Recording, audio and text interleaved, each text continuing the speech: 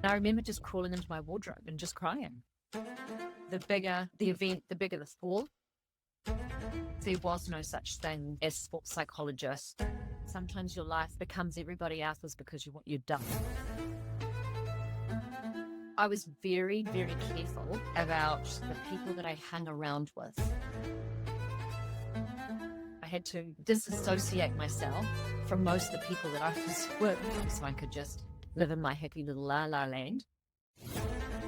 This is part of my karmic journey. I was meant to become a gold medalist, and this is what's happening, so I might as well make the most of it. I'd now become an icon for New Zealand and the golden girl of that Olympic Games. It was all a little bit overwhelming. Instead of me observing others, I'm now going to be in this position where people are going to observe me. What behaviours do I need to demonstrate that inspire others to think, I want to be like that? My name is Kyla Colbin. You're listening to my interview with Barbara Kendall, and this is the Hunger and Heart Podcast. Enjoy the show. Hello, my name is Kyla Colbin, and welcome to episode 20 of Hunger and Heart, a podcast on the intersection of wild ambition and fierce compassion. My guest today is New Zealand windsurfing icon Barbara Kendall. In 1996, Barbara won the Olympic gold medal. She was the first Kiwi woman to win gold in any sport in more than 40 years and only the second woman ever to do so. She is a 5-time Olympian. She's got 25 national titles and 11 world championship medals. Barbara is a high-performance coach. She's held a range of leadership roles across the international Olympic movement, and she was the first woman inducted into the World Sailing Hall of Fame. In this conversation, we talk about the impact of nearly dying in a shipwreck with her entire family, how we can set young people up for success, and the specific characteristics that made her coaches so outstanding. So here you are, my conversation with Barbara Kendall. We'll just go right into it. So go for it. Yeah, I got thrust into leadership at a very, after I'd won the gold medal. Actually, I got thrust into leadership when I was aged 14. How so? Because I got asked. I was in a dance school, and it was. I started dancing when I was 8, and at 14 years old, the teacher asked me if I'd like to become a teacher. So at 14 years old, I had 2 classes. She gave me one, saw that I was a natural teacher, and then I had 2 classes that I was teaching for the next year. And then I left school, and because my teacher went to Australia, moved to Australia, and she let me run the whole school. So by the age of 17, 18, I had 15 classes, running a school of 350 pupils and their parents, and running dance shows. So I really, and it was something that was innate in me. It wasn't something that I just knew how to do it. It was an interesting, when I reflect back, I'm like, who would let a 14-year-old teach dancing and then take over the whole school at the age of 17, 18? Yeah. And so it was innate in you, but was there stuff that you looked at that you were like, yes, I had a natural gift for it, and I really had to learn a lot about how to tackle this particular piece of it, because when I first started, I would do it this way, and now I would do it this other way. Yeah, well, wasn't conscious. I knew what I wanted to do, and I would just focus on that, and all the other bits that I didn't know how to do somehow, and it must have been my mum, picked up all the pieces. All the mums, I think, I know that I had a really amazing group of mums that would rally in behind. And when it came to sewing the costumes, my mum I would say, this is what I want. And I could sew as well, so I would help. But we would get a group of mums that would come and we'd work out the costumes, and my mum would give them the newspaper patterns, and away they'd go. And then when it came to things like the shows, we would have, the same lighting guy, the same music guy. And then we'd have a whole bunch of mums that just got in behind and did it. So I would just have the vision and the ideas. And then somehow somebody organized everything and behind that to make it happen. Amazing. Yeah. I have a hypothesis, and I'd like to test it with you and get your take on it, which is, so you start doing this at 14, 17, 18, you're running the whole school, the shows, all that kind of stuff.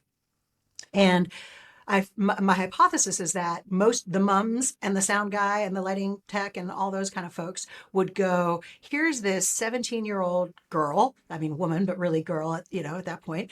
And we really want her to succeed. And so we're all going to step up and make sure we're all doing our bit. And so you end up with this real kind of leaderful team around you of folks who are going, we're not going to let this person fail. And that is something that is not always the case once we become kind of officially grown-ups, that people don't necessarily see us or their own power in the outcome in that same way. Would that hypothesis resonate for you? Yeah, because I think, well, yes. And I think when you're younger too, you don't know what you don't know. So you you follow your gut instinct. Mm-hmm. And you know how it should be done, what feels good, because you're so close to it, because you're dancing as well. And you know what's fun, and you know what works, and you know, like the way to put a whole show together that has all the different classes. And because you've done it, had been, and I must have been in a very aware and have amazing awareness, which still do today. And yes, as you get older, then there's the expectation, because you're an adult, you should know. But you still don't know what you don't know until you've actually had the experience. You could read as many books as you like about high performance athletes and setting a culture, but you don't know what's going to happen when you get there. And so you still have to run on your gut instinct. Yes. Were there any things that came up in that era, in that time, where you're like, ooh, that did not work? Or was there anything that when you look back where you go, I can't believe that worked? I think the hardest part for me, because all the teachers were my age by the time I was taking over the school, because it was mostly the girls that I danced with, we were all teachers. So we were all senior teachers, and none of us were really better than another. Some were more technically advanced, some were more creative like myself. And one of the girls' dances was really rough. Like it wasn't polished. And I remember saying, hey girls, that's not good enough. And then the teacher took offense to that, because we were the same age. I probably didn't deliver the message very well, because I was very direct. So I was quite a direct person, and people knew where I stood. And that wasn't taken too well. And it gave me a bit of like, I probably didn't say that very well. It was a little bit of because she instantly went into defensive mode. So that was a bit of a wake-up call of like, okay, this gets a little bit more complicated when I'm trying to tune someone in on how to do it better. So that was like young age. That's such a great example, and it speaks right to the heart of this podcast, which is this myth that care and empathy are an either or proposition with standards and accountability and ambition. And so my question there is, you saw that, you got this defensive reaction. What would you do differently today? And how would you ensure that you get those same level of standards that you're aspiring to, while also calling that person in, inviting them to learn and grow with you? Well, I probably wouldn't have done it in front of all the dancers. I would have done it, away, just the two of us, and saying, hey, have you run out of time to polish the dance? Is there something that I can do to help? Do we need an extra practice? Those types of things, instead of just calling them out and saying, that was really bad, girls, and you should have done better, But I instead of doing it to the girls, I did it to the teacher, because the teacher's kind of responsible for getting that quality up. So it was a matter, but when you're under the pressure, because it's a dress rehearsal and the dance was just terrible, it was just one of those things that came out, and it's sort of, but in a way, they lifted, so you got to be really careful of when you actually do say those things, because sometimes they, and even as a coach and watching some of the coaches that I work with at times, you really have to call them out. Say, it's not good enough. Where were you? You didn't show up. And then times when you actually pull certain players outside and say, no, let's do a one-on-one and just see what's going on underneath the hood, because there may be something else going on other than your plating. Amazing. I just released an ebook that I wrote called Courageous Communication, about getting great at having hard conversations. And in it, I talk about 5 types of hard conversations that we might have. And one of them is about you. So, like, I need to talk to you about your performance or whatever it is. And those about you conversations are characterized by curiosity. And so, this thing of like, is there anything I can do to help? What's going on? How can I support? Whatever. But then, as part of that, that clarity of boundaries and expectations. So, this isn't good enough. But coming at this isn't good enough from a place of curiosity and support rather than from a place of like, you're Yeah. not good. Yeah. Yeah. Mhm. So it's an interesting one, which I wasn't aware of. I'm much more acutely aware of it now than I was when I was 17, 18. You don't have the experience, So that was probably one of the big lessons from there. I mean, already astonishing that at 17, 18, you were doing these things and had that skill and insight that you have. I have a bunch of questions around these things that you seem to kind of learn or know innately or figure out innately. And I'm really curious about, what was it that helped you learn these things? So my first question is, I heard you, I did a bunch of research on you, listened to podcasts and heard you tell stories and whatnot. And one of the stories I heard you tell is that you figured out reasonably early on that you sailed better when you were happy Yeah. and that you learned how to keep yourself happy from a reasonably young age. So how did you do that? What did you do to keep yourself happy? I think I was born happy. I think that, we're probably similar. We're curious about how people develop and who they are. So I was definitely born with the characteristics of being a happy kid. I was the one that was always singing, the one that was always, but I was also a handful in the fact that mum could never persuade me. If I decided that I wanted to do something, then I was going to go and do it. And she really didn't have a say in it. So she just had to come in behind and pick up all the pieces. So I was one of those type of kids. And I was really lucky that my mum and my dad allowed me to be me and didn't squash me. So yes, I reckon you're born with it a little bit, but then you can develop it because I probably was a very good observer of behaviors from a very young age as well. And so really in touch with your intuition that tells you that person is really cool. I really like them. What is it that I like about them? Or this person I don't feel comfortable with, and the way that they're treating people and the way the behavior is not what I want to be like. Being exposed to different behaviors at a young age, excuse me, and that really helped as well because you sort of then, like my dance teacher that I had, I was like, well, I don't really like the way that she's teaching us and speaking to us. If I was a teacher, I wouldn't do that. So I remember thinking that at a very, very, very young age, 13, 14, in and around that, and used my experiences, what worked well and what didn't. And then naturally happy. And when I was happy, I knew that, and I knew what I wanted, then it was a very clear path. And I usually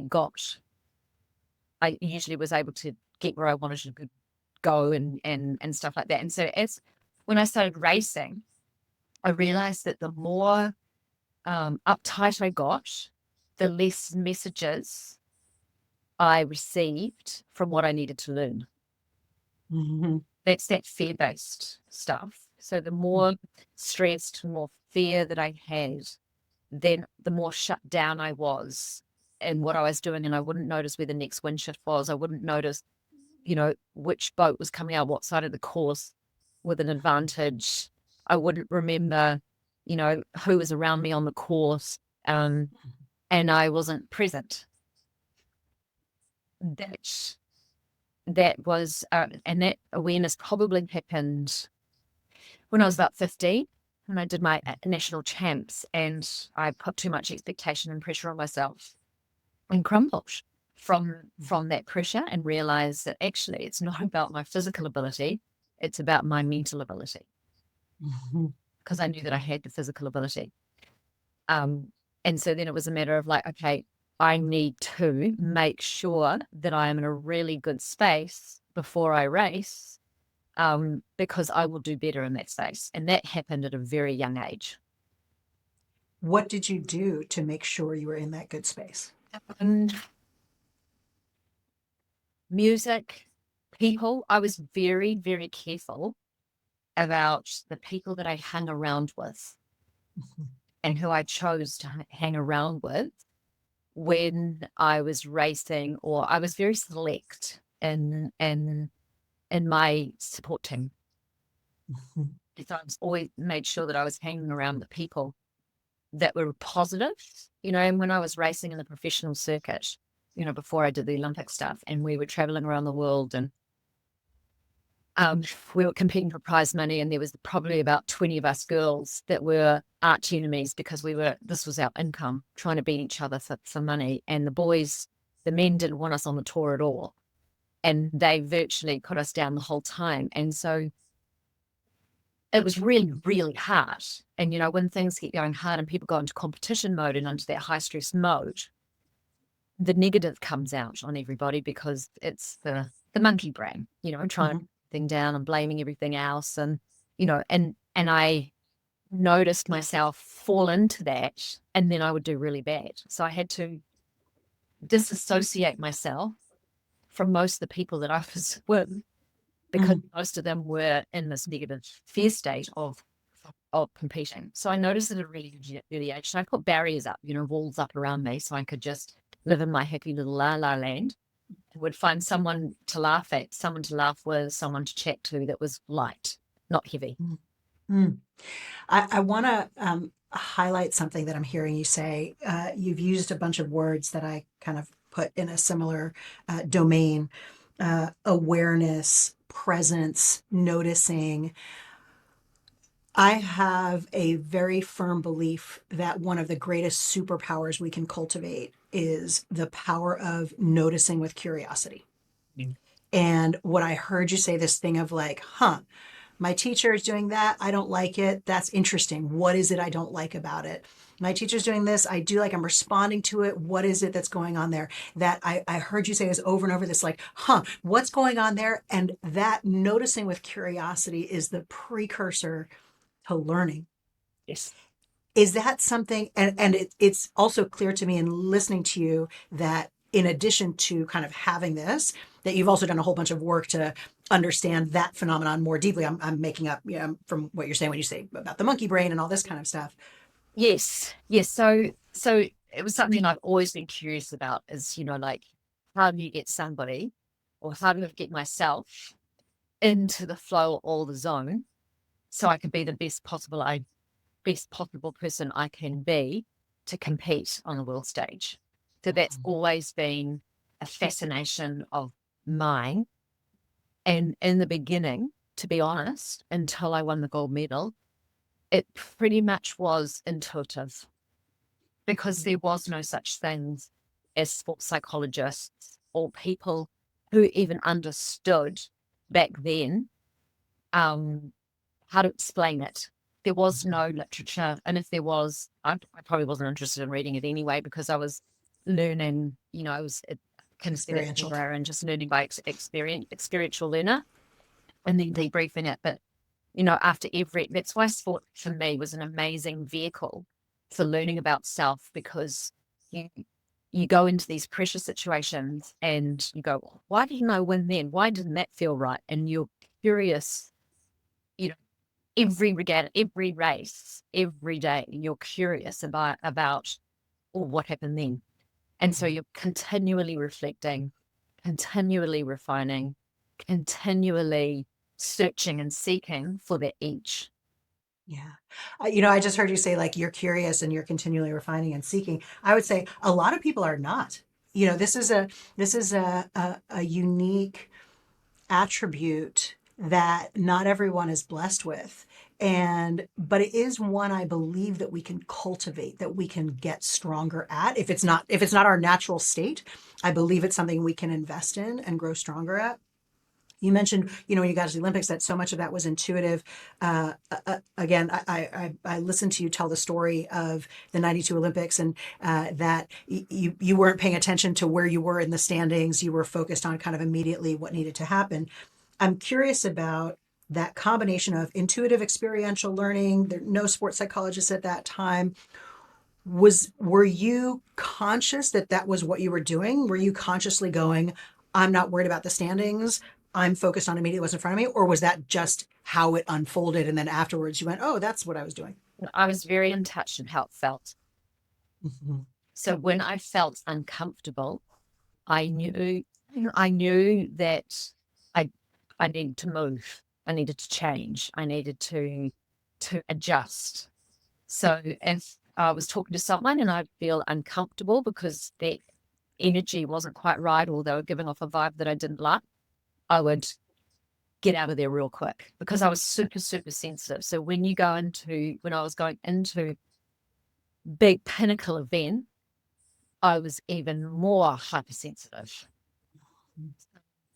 And intuitively, I would just go, oh, that's not right. I've got an exit stage left here. Or I'll be reading a book and go, yuck, this book doesn't make me feel good. I've got to choose another book. Or I watch a movie and it would be a certain thing. And I go, nah, that movie doesn't make me feel good. I've got to get out of there. Or this movie, I can relax, you know? So and then I would reflect afterwards and go, oh, that's what I was doing intuitively, because I wasn't thinking. I wasn't using my thinking brain. I was using my feeling brain. And that helped me navigate through something that no one else could probably have taught me.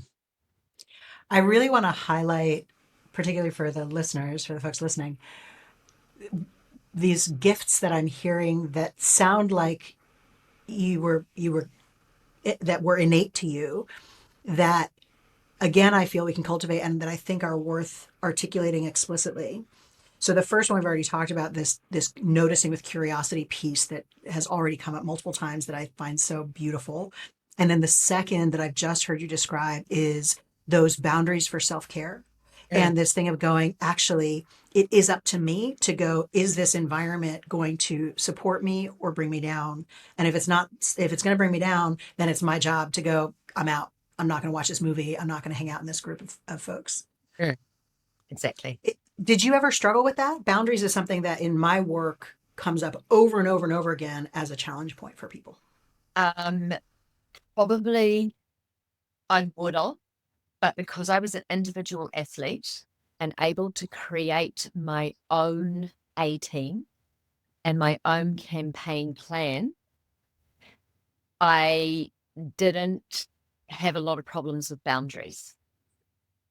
Because I had the independence and autonomy and freedom, which when I look back now were innate in me as well, but they were some of my core values of being able to have this independence, so I could maneuver where I need to maneuver and not feel like I was letting anyone down. And I know that changed, but I'm talking about early days, when I was free. I didn't have a husband, didn't have kids, didn't have expectation, wasn't a role model, and was underneath the radar the whole time.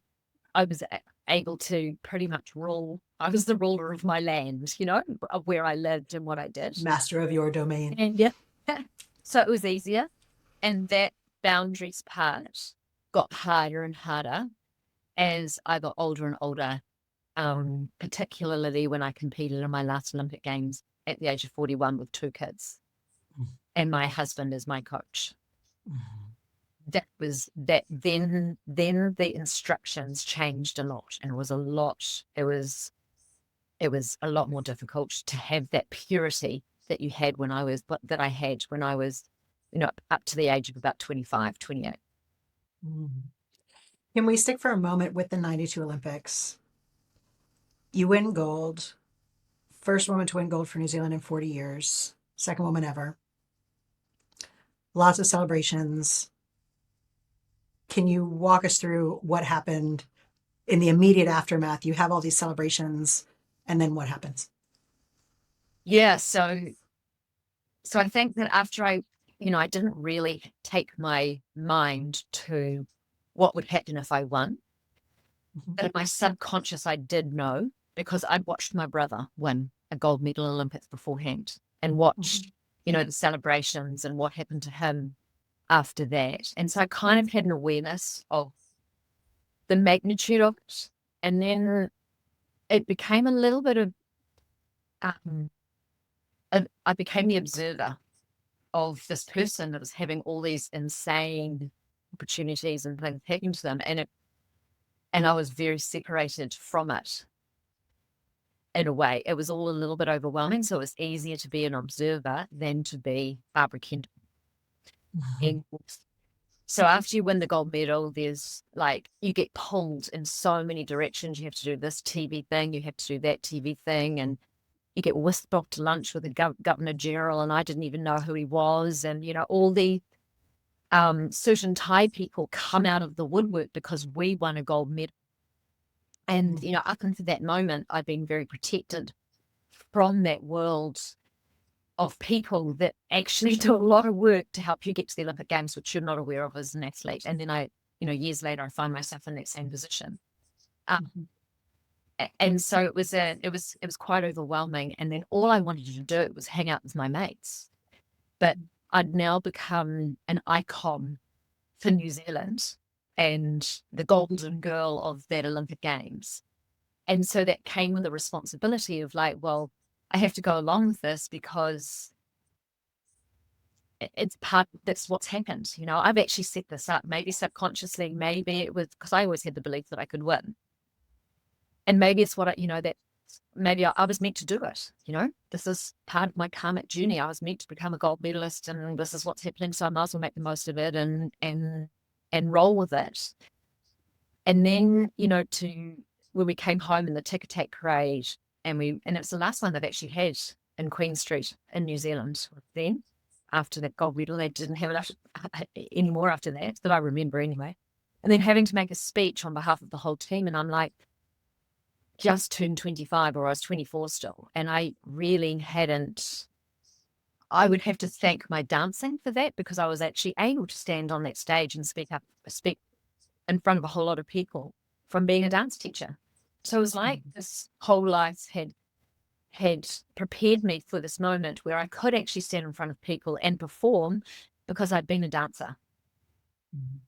And then I had to do a lot of speaking. So that speaking, when you have to speak and tell people your story, that's when you really reflect on how you got there and what you did and what were the factors that helped you win. And so that became embedded into who I was, because, it's all about having the plan and the goal setting and the role models around you and the, how do you peak for competition and how do you hustle and all those skills that I'd sort of learned pretty much from my brother and following him around and observing and the things that I experienced. So it did change my life. And then in the respect that all of a sudden I was being observed myself the whole time.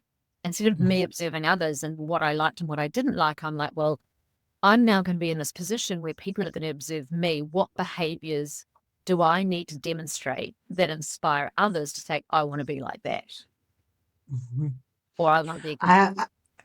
I have a whole heap of questions, a whole heap of things that I want to kind of unpack here. Would it be fair to say that in addition to the experience you'd had being a dancer, that the experience that you'd had in leadership in that dance environment prepared you for that moment of, now I need to step up and give the speech. Now I need to step up and accept this mantle of power, of iconicness, of whatever it was? Yeah, I didn't shy away from it. Yeah.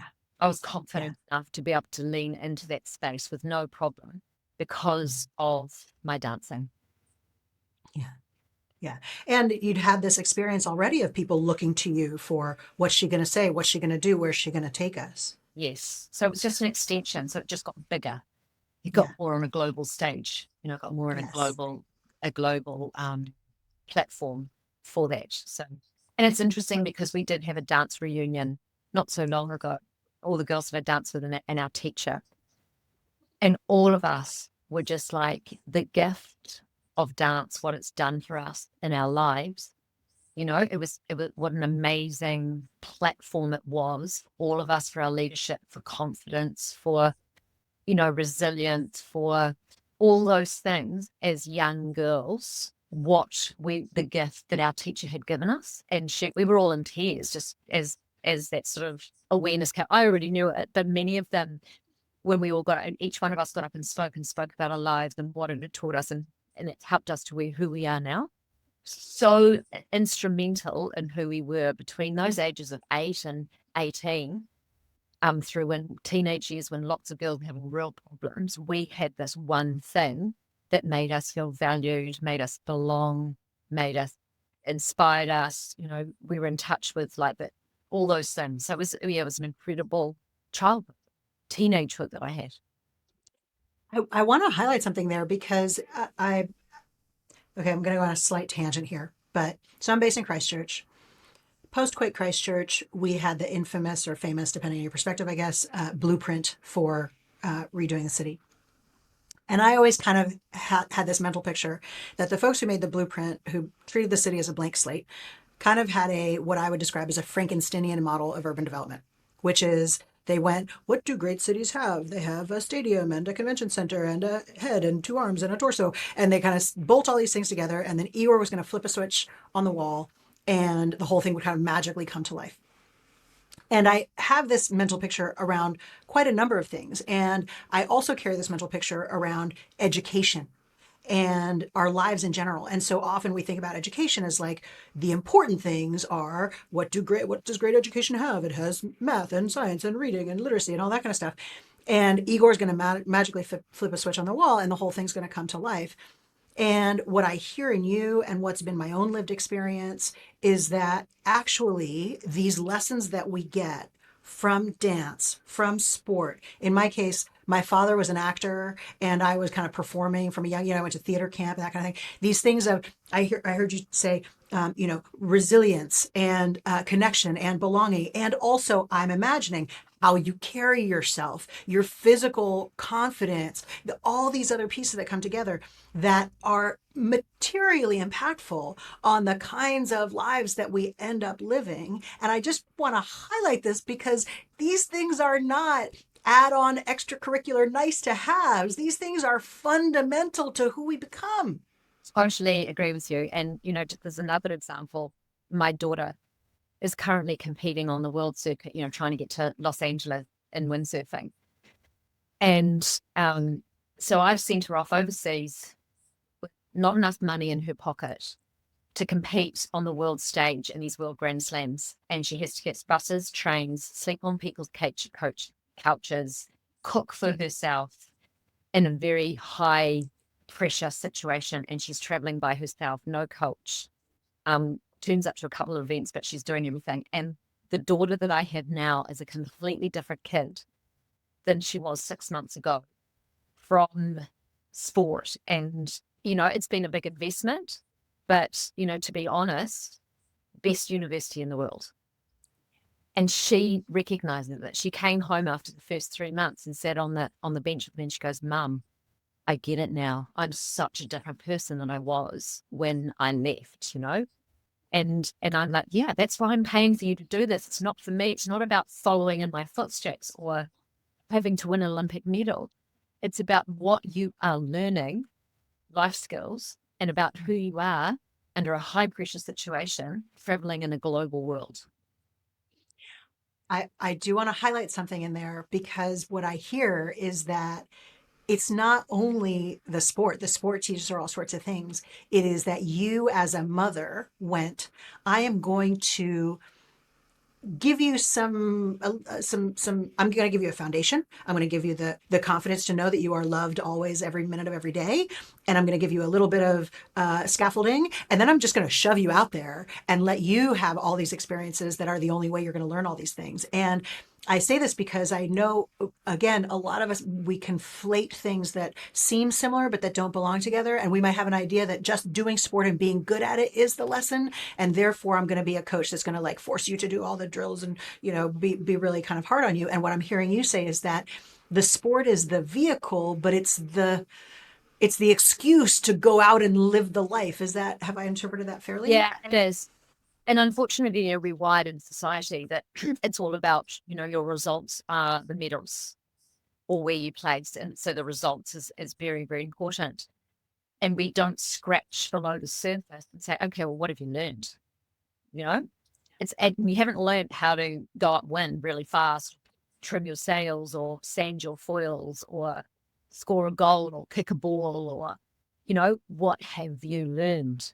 And that the piece that I've been really passionate about for the last 25 years or so. Gosh, I can't even remember about. Is that actually what have you learned about you and about what is best for you and discipline, resilience, self-motivation, getting your head into the right space, hustling. And that's one part that we've sort of missed a little bit, in the fact that when you've given too much money, you don't learn how to hustle. And, all those things that are so important life skills, because that hustling takes you right through business. It takes you right wherever you're going to go, and learning how to do things efficiently, because, so and it's funny because those are the skills now that I see that so many young people are lacking, because it's all been handed to them on a platter a little bit. And it's like, no, you need to go with your backpack and you need to travel and you need to figure some stuff out and sleep in an airport and have your car break down in the middle of nowhere and figure out, problem solve. Amazing. I feel like your level of self-awareness and thoughtfulness is such that I can maybe ask this next question, which is, I still am coming back to the 92 Olympics. And I heard you describe the celebrations and that you really just wanted to hang out with your mates, but you accepted this kind of mantle. I heard you in a different context tell a story about on that day being whisked away to a bunch of celebrations and then coming back to the hotel and your mates not being there. First off, can you just tell that story so I'm not telling your story on your behalf? Yeah. And then I have a question for you. Yeah, so I was whipped off to, do television things, and it was probably about like midnight. And, it's a really full on day. You've just finished a race and you won, and you kind of just want to go, and hang out and celebrate with the people that have helped you get there. And so then I was on television and I got back and I'm like, and I found that all my friends had gone out to very famous Barcelona discos. And I just went, oh, well, that's not fun. And I remember just crawling into my wardrobe and just crying and just going, well, if this is what it's all about, is this really what are we doing? And then I got over that pretty quickly because it was exciting the next day and away I went. But it was just like, well, maybe it was the realization that sometimes your life isn't your life and it becomes everybody else's because of what you've done. So there was a responsibility that came in, and there was an expectation which I was unaware of. So it was just an interesting observation. I wouldn't change it for the world at all. Yeah. Like I wouldn't recommend anyone to say, no, I'm not going to do the television. I'm going to go partying with my mates, But it was just like this, oh, okay, this is where I'm at now for this next phase, probably where I'm actually public property more than my own, what I want to do. So what's best for the greater good, because I've got to play it forward, than for me personally, in a way. It's so interesting to me that was my curiosity was around what was going on in that moment with the crawling into the wardrobe and crying. And I'm hearing your hypothesis that it's maybe there's this realization that I no longer belong exclusively to myself. I've read some research on post Olympics and particularly post gold medal depression, and you would know a lot more about this than I do. My understanding of it is that there's also a piece of it, and I don't know if this is true in your case, but that there may also be a piece of it that is, I'm defined by the striving and the ambition, and then following the achievement, I have a moment of like unmooring, which I don't mean to use a water pun there. Yes. But this thing of like, who am I if I'm not the person going for gold? Well, I think there's two parts to that, actually. I think that one of the realizations that I've had is that, even when I was dancing and we would get to the end of the year and we'd have the show, and after the show, there was such a high. And then when the show was finished, there's the low. And then you had to sink down into that low for a couple of weeks to regain, and then you can come back up again. And so it's like in exams, when students are doing exams, same sort of thing. It's exactly the same with the Olympic Games. The thing is, when the bigger the event, like the Olympic Games, that only happens once every 4 years that you've worked really hard for, the bigger the event, the bigger the fall, Well, not bigger the fall, but maybe a little bit longer to take over it, because there's a lot more effort, 4 years of effort gone into this one event, and everyone experiences something different, and it's going to take time for you to process what's happened and to walk through it. And no matter what you do, you still have to go through it. Like, we try to mitigate that now with athletes and give them aware, but until you've gone through it, you don't know how you're going to react and what's going to happen. And, you know, there is always going to be some bumps no matter what you do. And the bad things are the good things, and the good things are the bad things. And so it's all just one. And you just What do you mean by that? Well, even when you have a bad Olympics, which I've had, it took me a little bit longer to get over. But when I look back, it was really good because of what I learned. So it's like, it's when you lose a race or something really bad happens to you, if you can reflect and understand it, it's all part of the tapestry of your character. So and this is something that I've learned as I've got older, because when I used to lose, it was just the most devastating thing, and there'd be tears and there'd be like tantrums and like, I want to get better, and it was this, it was, and now in my wisdom, I look back and go, well, actually, it was irrelevant. It was all the other stuff. And that's very hard to teach someone until you get that wisdom later on and realize that, the biggest mistake that you've made can be the biggest benefits because you've learned that lesson. So I think that's what I mean by that. And so even that post-Olympic, it's designed to make you slow down and go, okay, what is it that I really want now? So if you didn't, you just go off on this helicopter, which I did actually for a long time for Barcelona, because the aftermath of Barcelona lasted for a long time, with the fame and the talks and the opportunities, and it was incredible. And then didn't really hit me until 6 months after. Things slowed down a little bit after that, and I was like, okay, well, what am I going to do now? So yeah, and that pretty much happened to me after every single Olympics.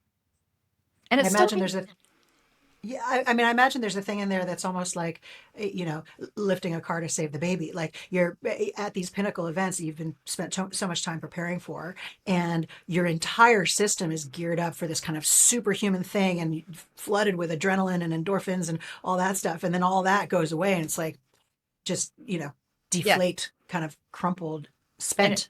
Exactly. And pretty much every Olympian you talk to will tell you a similar story of what happened to them. There's not many that come away and go, oh, thank God that's over, let's get on with my life. I mean, you kind of think like that anyway, but there's a lot of reflection because it's so noisy. The Olympic Games is very noisy. All the noise around you as an athlete. It's and nothing, no matter how many times people tell you, until you've gone in and experienced it, that you realize. And then you kind of get addicted to that noise. And then I want to reinforce something that I also just heard you say a couple times, which is this idea that, when something goes badly wrong and it feels terrible, we learn it in a way that, someone could tell us 1,000 times and it doesn't kind of sink in.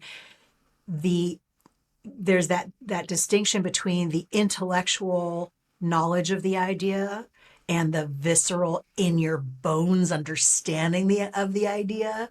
And what I'm hearing you say there is that those experiences, the intense emotional experience, are the things that drive the visceral, in your bones understanding of the idea.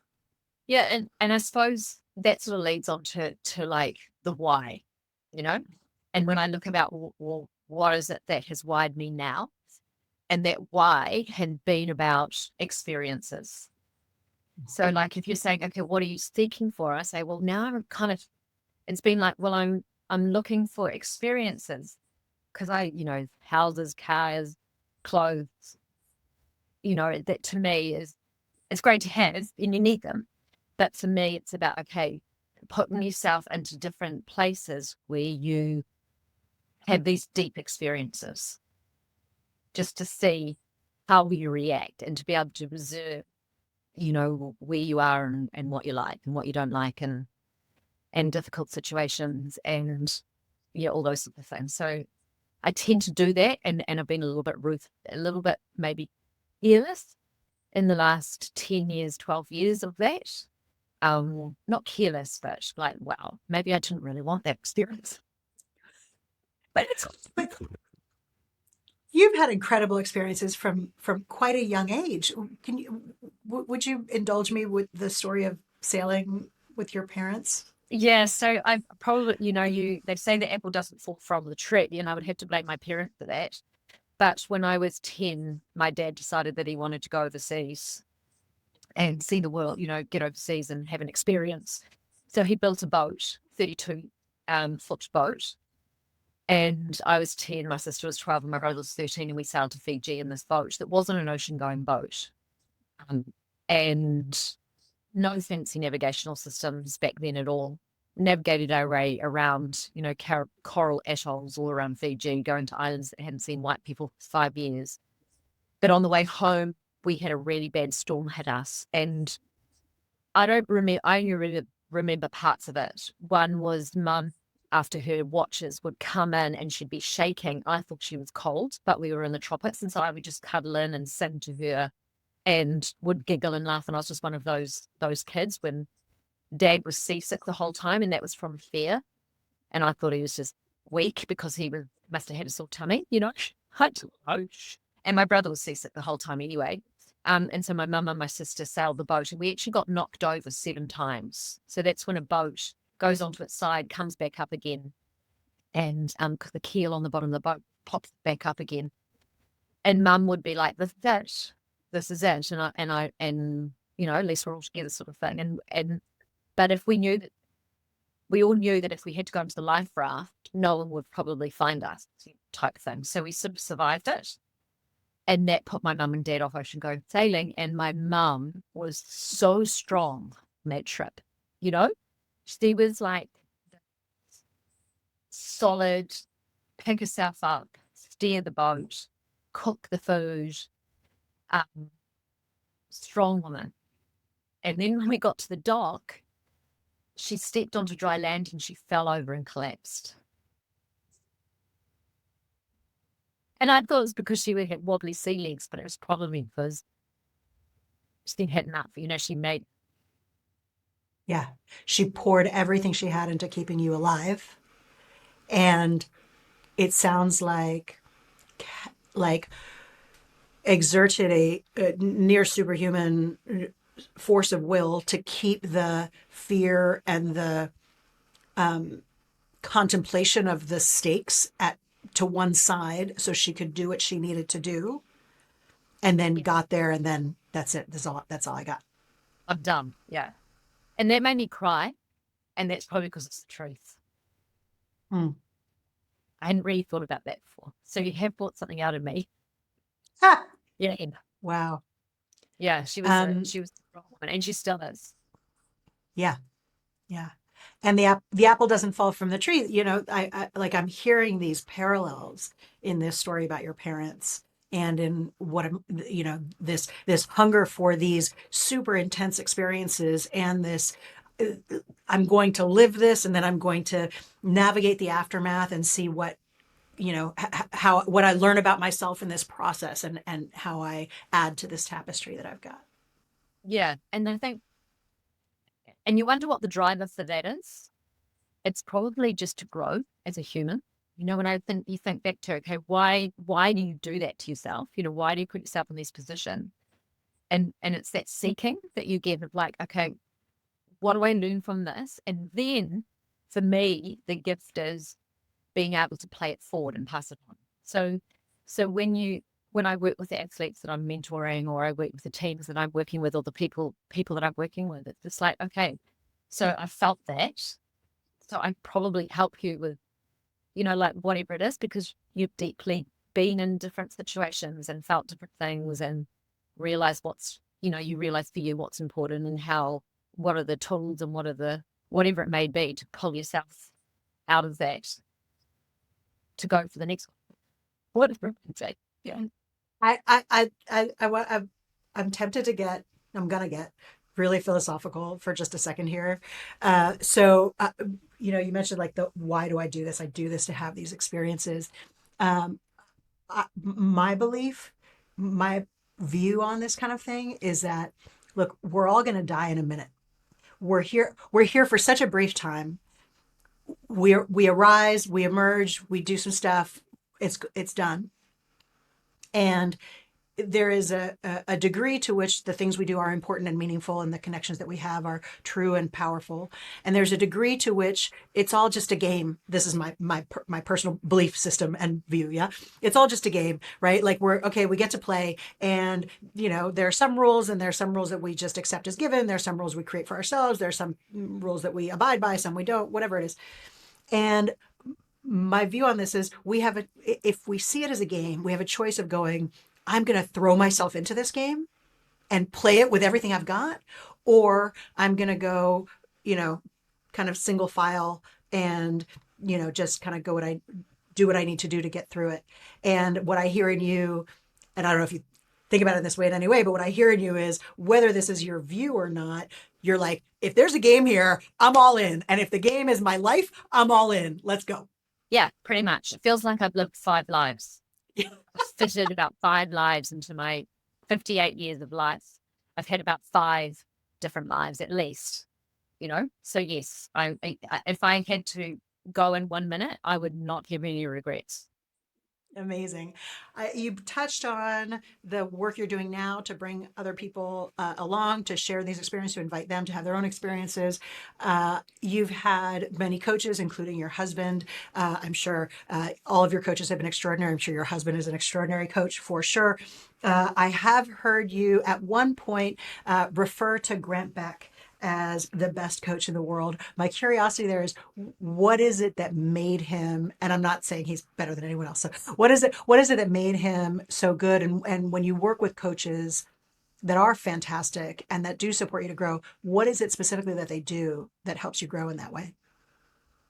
Well, first of all, he came from a place, and this is really interesting because there's quite a big shift in coaches. Came from a place where it wasn't about the money, for a start. So he paid, in the early days, he paid his own way to come and coach us. So straight away, you've got an intention there of that he wants to be there, he wants to help, and he's there for the right reasons, because he really enjoys it and likes us and is hungry to how he can help us be the best that we can be. So number one, the intention of a coach, if you took away all the money, you'd find the real gold. That to me is, and in the systems that we have nowadays in professional sport, it's a very rare quality to have, of somebody who's, I don't care, I will come in the weekends, whatever it takes to make you the best that you can be. And so that's probably why my daughter has got so good so quick. She's got good genes, I agree, but she's had some good coaches that go, we will do whatever it takes. If this is what you want to do, we will mortgage the house so you can do what you need to do. And that's what my parents were like, So it's that real belief system that you have for the right reasons. So internally motivated, not externally motivated. And then he has got an incredible brain as far as being able to look at someone sailing and analyze, equipment, stance, technique, rules, starts, all that analytical side. And then he had a really good ability to make it fun. So really dry stuff like rules. I mean, if I open a rule book and try and read it even today, I read the first line and I'm gone. I'm not that type of, and having to read documents, it's really hard for me to concentrate. That's my learning style of whoever I am.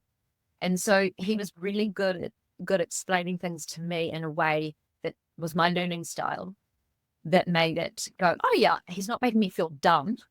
He's explaining in a way where I'm empowered to, and I've got it. And then I was able to ask questions and never felt like a question was a dumb question. And so he was just like how he made you feel. He made you feel seen. He believed in you. All those things are really important of a coach, and you were never judged. And he would make me laugh, and it was fun, and it was light.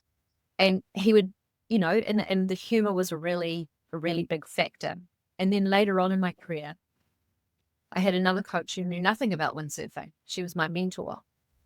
And then she took everything for me to a totally different level. So that happened just before Atlanta Olympic Games. And she was a masseuse, but also worked very very aware. No, she had a sixth sense, and that fascinated me. So you have different people, different teachers come in your journey. That the teacher appears when you're ready, and she appeared when I was ready to go to the next level of being a human and energy, and just this whole energy realm that you go into, and like you have her teachings and her learnings. And I still work with her today, and she takes me on different journeys and tests me more than anyone else I know, because you can't lie to her because she knows straight away. And so she helps you seek your truth and the why and all those things. And so so they would probably be key people as far as coaches go within my journey. And then I have another friend also who is even more sort of energy orientated, but more academic. So there's a mixture between academic and energy, and so fascinating conversations. And I just love it because it takes you to a whole nother world that most of us don't live in. I'm curious if you could articulate some of the things that you've learned from your current, the masseuse mentor guide. Yeah, so Janice, so probably to come back to what I was like when I was 14. So that intuitive state. So trying, because I think as I went through my journey, I got more and more and more in your head, more and more academic, more and more writing things down, more and more lists, more and more responsibility, more and more things. You're running your whole campaign, you're running your sponsors. I was an International Olympic Committee member, traveling around the world, running 2 children and competing at the Olympic Games. You cannot be in touch with your intuition when you have that much on your plate. And, I did it to myself, just filled up my bucket, my dance cart with too many dances and it was too much going on. And so had to go in your head. And so she was really helpful in helping me navigate what was important, what were the priorities, what were the things that made you lighter, what did you need to remove out of your bucket, how do you fill up your energy, how do you get it flowing through your body again, how do you stay in touch with your mind, body, soul, how you nutrition, what you need to feed, all those things to keep yourself from not burning out, which still happened because you have to learn it and you have to experience it, but was like always there to pick me up when I had no one else that I could talk to that understood it from that level. I had a great mentor when I was younger, a woman called Susanna, who was the first person who invited me to notice what was going on in my body. And that the way you're describing Janice, is it Janice? The way you're describing Janice is really evokes Susanna for me, and the role that this woman played in helping me see the connection between what's happening in my body, the way I'm able to show up, the way I'm able to communicate, the way I think about myself, my thoughts, my emotions, my physicality, all the oneness, the interconnectedness of all of these things. And you said the good is the bad and the bad is the good, that there is no separation. There's no version of this world where I get to have an intellectual experience without a physical experience, or a physical experience without an intellectual experience. Like it all kind of comes together. Exactly. And so that's the part where I'm at now. So if you fast forward to so that's the journey now for where I am. And it's very, very hard to be in because, you have, I find it really hard because we're in a Western world that's moving faster and faster and faster and faster, getting more and more expensive. And, I've got more and more responsibilities. And so that's when you have to put your boundaries in, self-care and Uber awareness and, all those things. And your body is more tired because it's older. It doesn't have this endless pot of energy that you used to have. And it's a really interesting place to be in. So you have to pull back and not that used to everything and choose your experiences that you're going that will hopefully you try and choose those experiences that you really have no control over them, which I've learned as well. And you just have to go, wow, okay, look at that. Yeah. So yeah, it's interesting. Thank you for sharing this. And what I'm hearing is you've been on this journey your entire life of curiosity, self-awareness, personal growth. Who are you? What's important to you? How do you express yourself? How do you engage with this adventure of being alive? And of course, now you've had a bunch of experience with the IOC, with your responsibilities there. And one of the things that I read about you is about your involvement with the Athletes Career Plus program. And I read some of the athletes describing that program as, life-changing. And my curiosity there is, what is it about about that program that is so different and special? And were you able to bring all of these experiences to bear in terms of shaping that experience for these athletes? Absolutely. So I would say it's probably my life's work, because Amazing. it was a combination of everything. Because when you deliver the material, it's storytelling. And so it makes it authentic and it makes it believable. And athletes tend to be seekers. A lot of them tend to be seekers, because especially if they've done it for a while, for a long time, they have these experiences that they can relate to from the material, that they can then debrief and reflect and review and pull them out. And I know that the world of coaching is changing now, and many of the countries are doing this with their athletes, instead of, rolling them in, teaching them how to run fast and rolling them out. And now there's a lot more of a holistic approach coming from the leaders in our sport and from coaches in sports that are taking these athletes through there. And we're at the beginning of this new wave, and the athletes are hungry for it. They're realizing it's something more than just being higher, stronger, fast. And so now there's this big movement and wave, and we've noticed that with the material, and we trained up, 32 trainers globally in this material, and they are getting more from it than the athletes they're delivering it to. But every time they deliver it, they're going, oh my gosh, this is a really good foundation to start people thinking in this space. And they get excited about it. And I thought a lot of them would fall off, after a year and a half or so. And they're all still totally engaged. I've never been, totally engaged, wanting more, wanting the extension, wanting more people that they can spread the material to. So it's been the most, probably one of the most rewarding things that I've done, when you look at it, apart from reading my girls, but, outside of giving back and paying it forward and leaving something and influencing as many people in this line of seeking and curiosity, and sport's just a vehicle for what you're learning, and how can you give back. So it's been, and what an amazing platform through the IOC to have further reach. I love that it's through the IOC, because if I imagine my own mental shortcuts about the IOC, I would go, this is an institution that is dedicated to outcomes and performance. And of course it's not. It's an institution that is dedicated to human experience and achievement and flourishing, and achievement is part of that.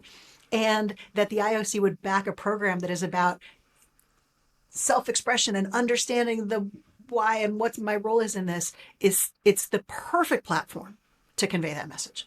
Yeah, they have an Olympic values platform that they run as well, but it doesn't have the same reach, because this one developed by athletes, delivered by athletes, for athletes.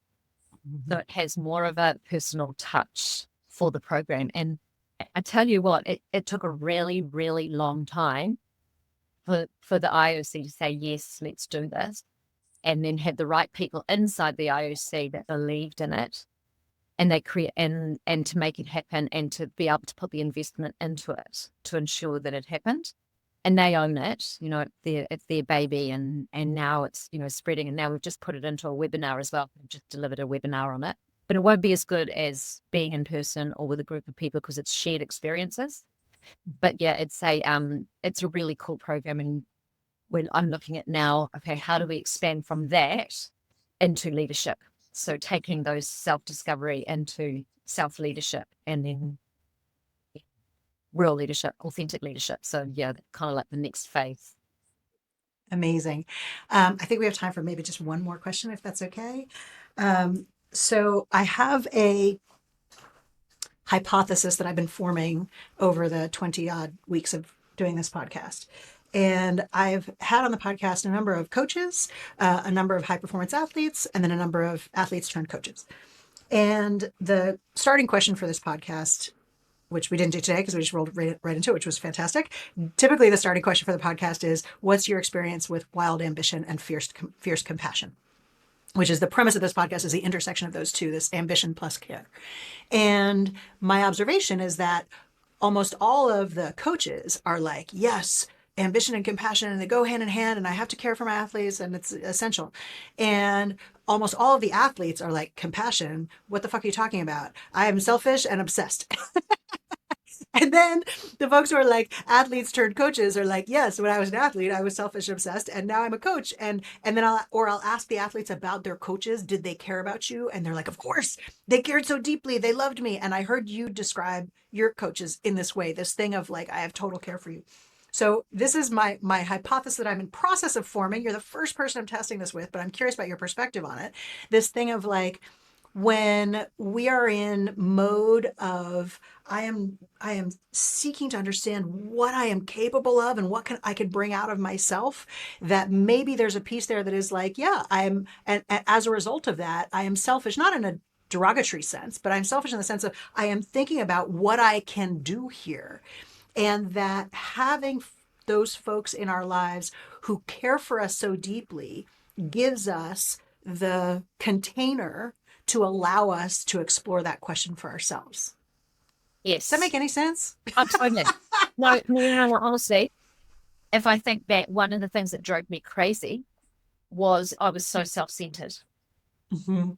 And I had to be self-centered because it was all about me. And then I started to feel like, oh my God, all these people are helping me and their lives revolve around me. And I don't like this as a responsibility. And then I had to rephrase and go, they want to be here. They want to be a part of my team. We're actually doing this all together. They are learning as well. Get rid of that. That was it. That was just one epiphany that I had through the journey. But I did, at the end of it, I not even at the end of it, even all the way through, it was just like, I don't want to be this about me. I wanted to be bigger than me. And when I won the gold medal, it was bigger than me. So, it always felt like it was always bigger than just me. So I was always just the observer of me, and my responsibility was always about empowering others to know that they can, because I'm just a normal person. That makes sense. It makes total sense. It makes total sense. It's still the same now. And even when I'm coaching my daughter, both my daughters, I said, you are very self-centered, and that's okay, but you send out ripples that affects everybody around you. So you have a responsibility to be aware of the impact that you are making in everything that you do, but not self-consciously, but in a good way, that it's always positive. Well, and if you think about what your job is when you're in that role. So I was a boxer, and one of my favorite things about boxing, this is going to sound weird, like I really relate to self-centeredness and a level of obsession. And one of the things that I always kind of noticed and connected with was, in between rounds, I go back to my corner and I've got my coaches right there talking to me and like wiping me down. I've got another guy with a sponge and taking care of other bits and pieces. Like and this thing of like, it's not selfish. My job is to go out and perform. And everybody has their job in this ultimate performance. It takes a whole team. But my job, it's the same as like a Formula One driver, right? Like, my job is to go out and drive the car. And I can only do that because I have the entire team that's making sure that the pit stop lasts 0.02 seconds or whatever it is. But this is when you are a high performance athlete in particular, my observation is that your job is to have total focus on what you need to do, and that having those folks around you who take care of all those things is what gives you that ability to go out and do what you need to do. Yeah, it does. But it's just when the load of that gets heavy, because you have this responsibility in a way to do well, the expectation for you to do well. And that is where the pressure comes in, and the expectation. That's when the heaviness comes in. And that was a really hard one to process when I was an athlete. How did you process it? How did you cope Well, with that? I bumbled my way through. I didn't really do a very good job of it, to be honest. It was tiring. It was actually tiring in the end. And most people retire before they're 41 anyway, and you had children, so it was actually a lot in the end. And it wasn't as enjoyable. I loved the lifestyle. I loved, seeing the world through the kids' eyes as we dragged them around the world from beach to beach through airplanes, and all that sort of stuff. It still had its wins, but it was by the time I got to the end that I hadn't been able to separate out that everyone's sacrificing their lives for what I'm doing. I know that they're enjoying it, but I just don't want to have to win all the time. I just sort of, it was just this expectation on performance. I want to close on maybe a little bit of a higher note, a little bit of an uplifting note. My understanding is that at the last Olympics, 90% of Kiwi athletes said that the NZOC had created an environment that enhanced their Olympic experience, and that you had a not insubstantial role to play in that. What did you do that contributed to that? Or when I say you, what did you and the team do that contributed to that outcome for those athletes? So after I had a bad experience in 1996, when I won the silver medal, and it was never celebrated in the way that they celebrate medals nowadays, I actually said, well, how do I have my voice heard in a big institution? So I joined the Athletes Commission from there. And so that was, so it was 1997. And from that, we had meetings where we could, as an athletes group, work out how the New Zealand Olympic Committee could do things better, so we felt like we could perform better.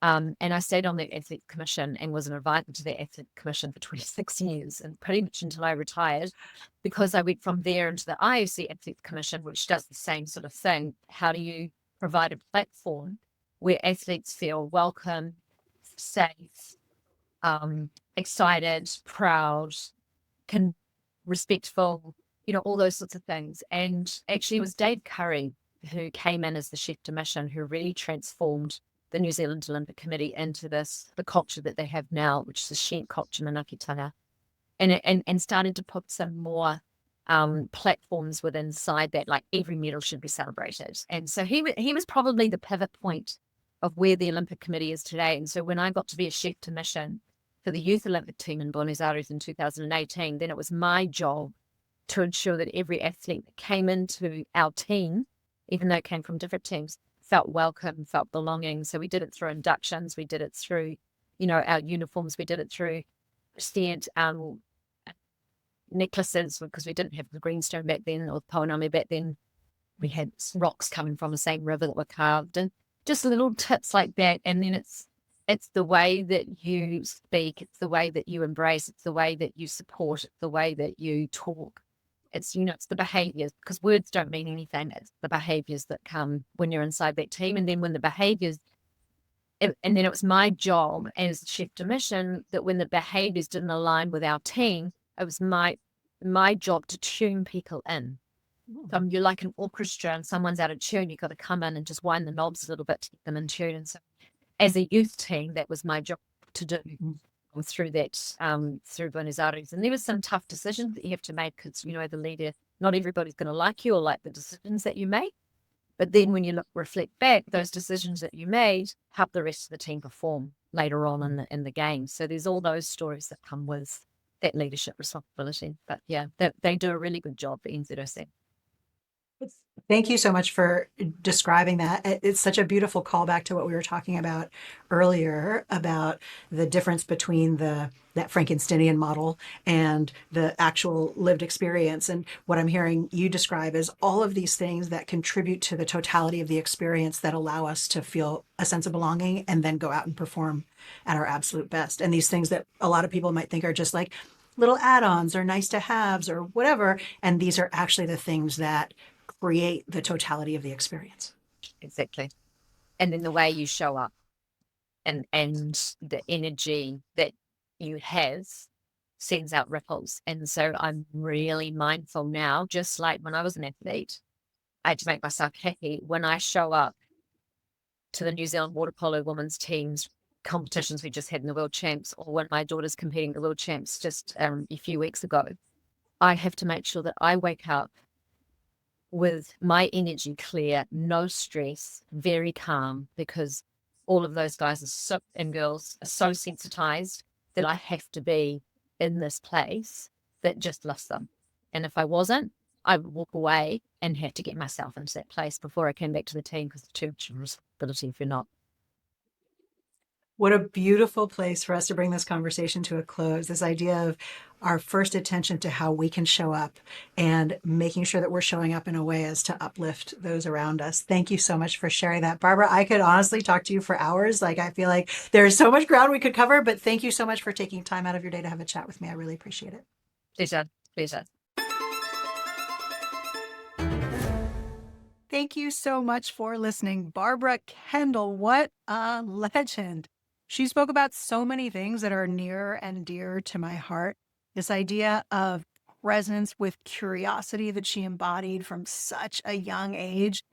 This characteristic of wanting to go all in, to leave nothing on the field or on the ocean. And her current work of reclaiming her intuition, of understanding her own energy and the way her energy interacts with others. I feel so honored to have spent this time with her, and I hope you got as much out of that conversation as I did.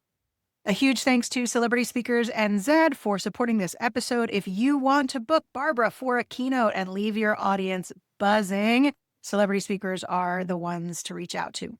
Thanks again, and see you next week. Hunger and Heart is brought to you by the Crusaders Leadership Programme. Whether you're coaching under fives or a professional team, we all want the same thing: to build a culture of trust, to get the best out of your people, and to grow players into leaders. The Crusaders Leadership Program lets you get up close and personal with some of the greatest rugby legends of all time. People like Sir Wayne Smith, Sam Whitelock, Kieran Reid. You'll connect with a global group of ambitious, caring coaches from a range of codes and backgrounds. And most importantly, you'll gain skills and techniques to drive impact and outcomes for your team. The Crusaders Leadership Program is a 2-week, high-intensity virtual experience. It is delivered exclusively online, accessible from anywhere. Hunger and Heart listeners get 10% off the full price of the program. Use the code HUNGER at checkout. You can find out more about the Crusaders Leadership Program at crusadersleadership.com. That's crusadersleadership.com. Hunger and Heart is created by BOMA and the entire BOMA team, including Tito Bernal, Ray Jangle, Hannah Hudson, Johanna Coxon, Sunil Unka, and me, Kyla Colbin. Thanks for listening.